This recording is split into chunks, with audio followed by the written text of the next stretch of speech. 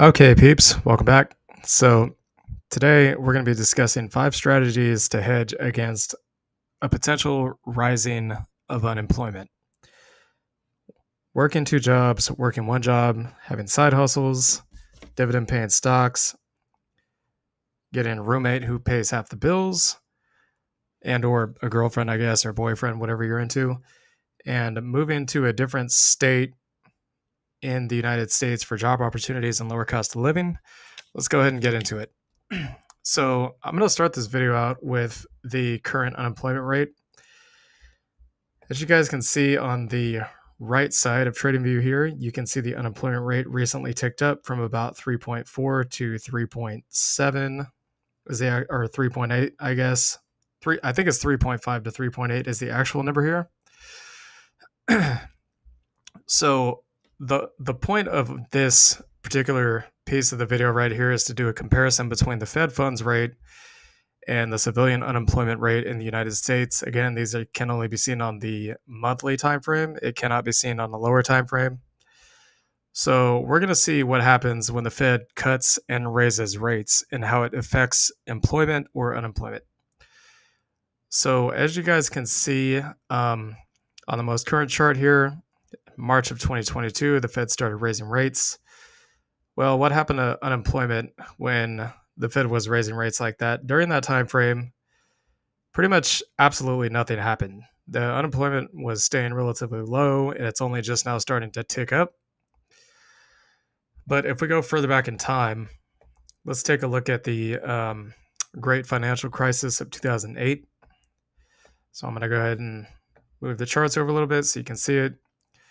We're going to go to the point that we started out in 2022, but instead in 2008. Well, I guess the Fed wouldn't have started raising rates in 2008, but so here in 2004, as you guys can see, the Fed started raising rates. If you look at the chart on the right, you can see that as they continue to raise rates, pretty much unemployment stays flat, and then they hold, unemployment stays flat. And as soon as the Fed starts cutting rates, you can see it here, the more they start cutting rates, the more aggressively they start cutting rates, the more unemployment goes up. And when the Fed funds rate is effectively flat, the unemployment rate is pretty much peaking at that point. So the snapshot of what we're trying to gather here on this data is that as soon as the Fed starts cutting rates, that's when unemployment starts to skyrocket. Now, is this just a fluke, or is there actually more data to support this? Well, we're actually going to go back even further. We're going to go back to the dot-com bust of the 2000 era. So as you guys can see here, let me get the chart synonymized here. So Fed starts raising rates in 98. They raise all the way through 2000. Unemployment remains relatively flat, doesn't do much. Then the Fed starts holding, unemployment doesn't do much. And as soon as they start cutting, as soon as you see them start cutting, they keep cutting for almost 2 years. Unemployment goes up, and it goes up for a long period of time. Now, I suppose the only exception to this rule would have been during the zombie virus. We can take a look at that too. Let's scroll back real quick. So you can see that the Fed was hiking previously in 2016, pretty much all the way up to 2019. In all honesty, I'm not really sure why they were hiking at this point in time. I really honestly don't know. I think it was kind of pointless. There wasn't really much going on there that I was able to see throughout those years that would have been a justification for the Fed to raise rates. But for whatever reason, they were raising rates. So rates go up, they hold, and then they start cutting because of the zombie virus. And even though this was technically a black swan event, notice what happened. Unemployment skyrocketed to the moon. So the point I'm trying to make here is this. We're a lot closer to the end of the Fed hiking cycle than we are at the beginning of it. They've been hiking rates for almost a year and a half. So let's talk about the strategy that you guys could use to hedge yourselves against a possible increase in unemployment. But before I do that, I want to take a look at the correlation one last time with all of you guys between how long it took the Fed to cut and how long it took unemployment to top out. So you got July of 2007, and they stopped cutting roughly about a year and a half later. But unemployment didn't top out until, or it stopped rising, I should say, until about a full 2 years later. And again, if we go back to 2020 or 2000, year 2000,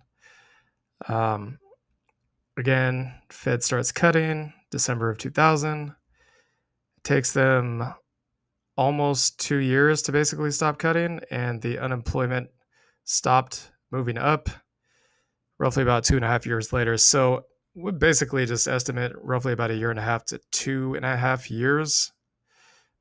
We'll be more conservative and say 2 years for unemployment to peak and then start moving back down to where we go back into a boom cycle.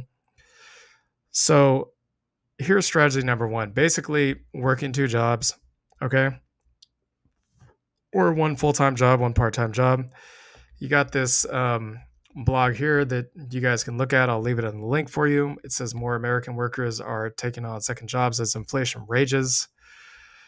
This is actually kind of old news, but it does illustrate the effect that inflation has in the economy. Mind you, this was about a year ago when inflation was at almost 9% in the United States. So we go down here and you got some things like I just do it for the weekends for extra money to help pay bills. I'm a real basic guy. I eat bread sandwiches. The extra work helps pay for electricity bills and surging gas prices. This is no time to play around. You got other things like historically the share of workers with multiple jobs goes up when the labor market is strong and goes down when the labor market is weak. So I will go ahead and leave this in the comments for you guys below so you can check it out.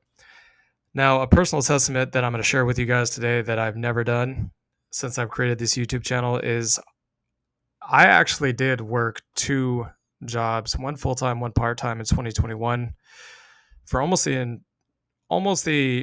between the beginning of 2021 until almost the end of 2021. So I worked 1 full-time job 4 days a week, 10 hours a day, and then a second part-time job 2 days a week, 10 hours a day. And I was physically exhausted. I was tired. I was worn out, but I had a goal. I wanted to get to a point where I, didn't have to worry about money so much anymore. And the crypto cycle was just beginning, and I wanted to capitalize on that. And so I did what I had to do in order to achieve that. And I did achieve it, at least to some extent.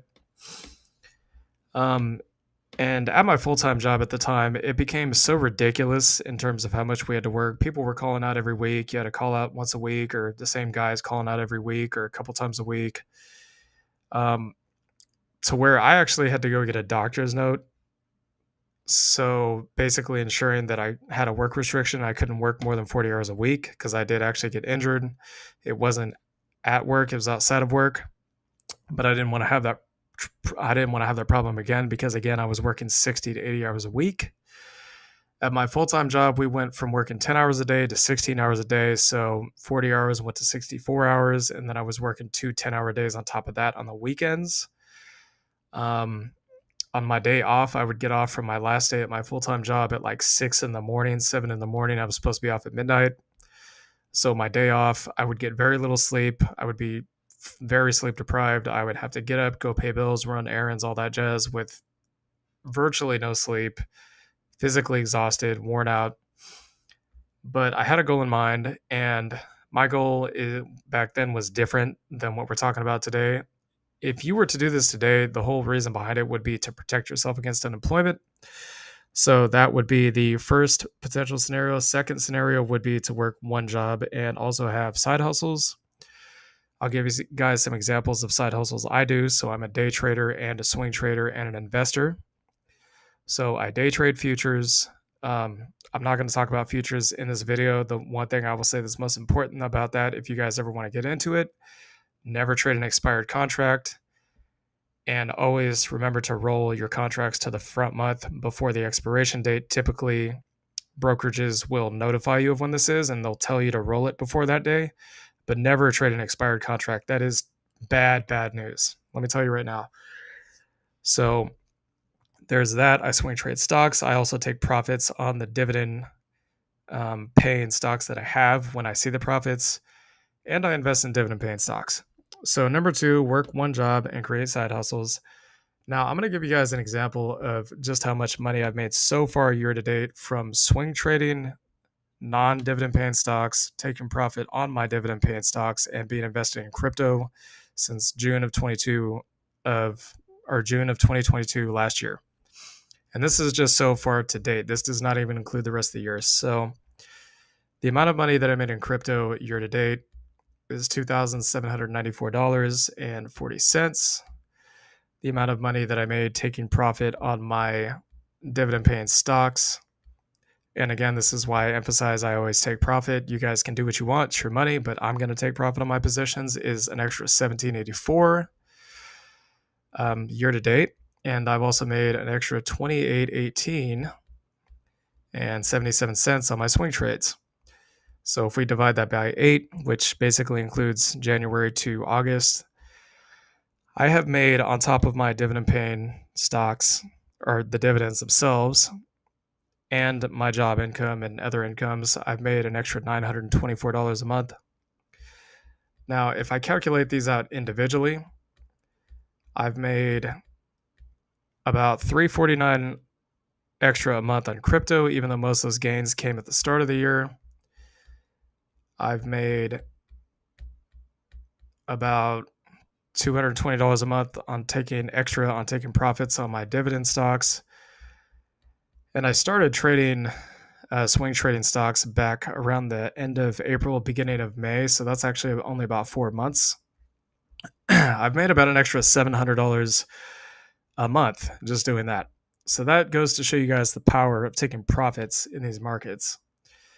Now, a side hustle, it could be anything. You could work Uber part-time. You could go deliver pizzas. You could create a side gig. You could become a freelancer. You could learn how to teach. You could get like a financial license. You could become a realtor, although I'm not sure this would be the best time to get into real estate. There's a lot of things that you could do. You could do YouTube. You could create like a merch shop on Etsy. I mean, there's endless ideas out there. You guys could take a look at all the different side hustle ideas out there. Just search it on the internet. So that's number two. Number three is dividends. Now, I'm going to go over some basic examples here. I'm going to use Tesla, NVIDIA, and OARC as 3 examples. So Tesla, if you had 100 shares of Tesla and you got 83 cents a month, you'd get $83 in dividends, okay? If you had 100 shares of NVIDIA, let's actually type in NVIDIA here so you can see it for yourself. You get 81 cents a month in dividends as of the most recent payment, which I think it's actually going to be higher this time around because NVIDIA's been going to the moon because of NVIDIA's earnings and AI and all that jazz. You get an extra 81 bucks a month. And if you had 100 shares of OARC, then you get 68 cents a month, almost 69 cents a month. So yeah, you get 68.38 a month, plus 81.36, plus 83, plus 81.36, plus $83 a month. So you would have, based on having 100 shares in just those 3 positions alone, you'd have about an extra $232 a month. Now, for some reason, I don't know why TradingView did this, but for some reason my whole watch list is kind of scrambled. So I'm going to try to take a look at these as they are. So with NVIDIA, 100 shares, you need about 2,400 bucks. Let's see here, Tesla 14, so you'd need about 1,400. So you're talking a total of about 3,800. And if I could find the last one,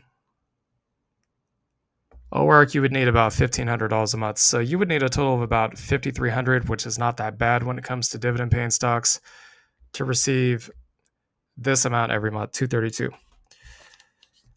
And another way that this could be looked at is you could actually use these dividends to hedge against an emergency fund. So me personally, I always have a year's worth of expenses in cash, no matter what.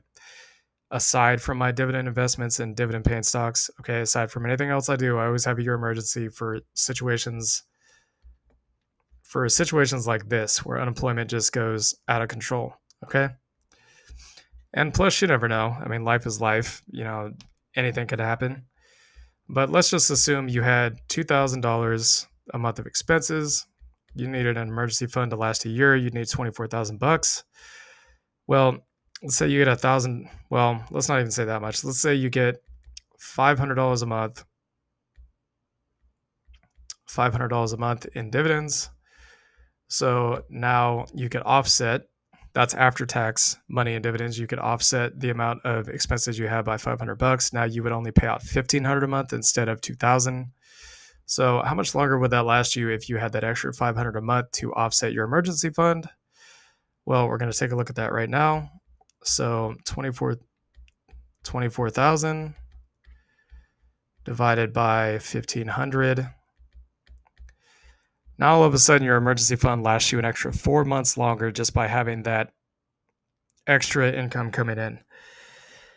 And not only that, but if you get laid off, you got $1,000 of dividend paying stock income coming in every month, then that's $1,000 a month less you got to worry about, right? And this formula right here can actually be used in conjunction with reducing expenses, basically getting rid of things that you don't need, that extra discretionary things that you have that you may not necessarily need. We'll just put it like that. So now going into number 4, basically get a roommate and or a girlfriend. Let's say that you're paying $1,200 a month for rent.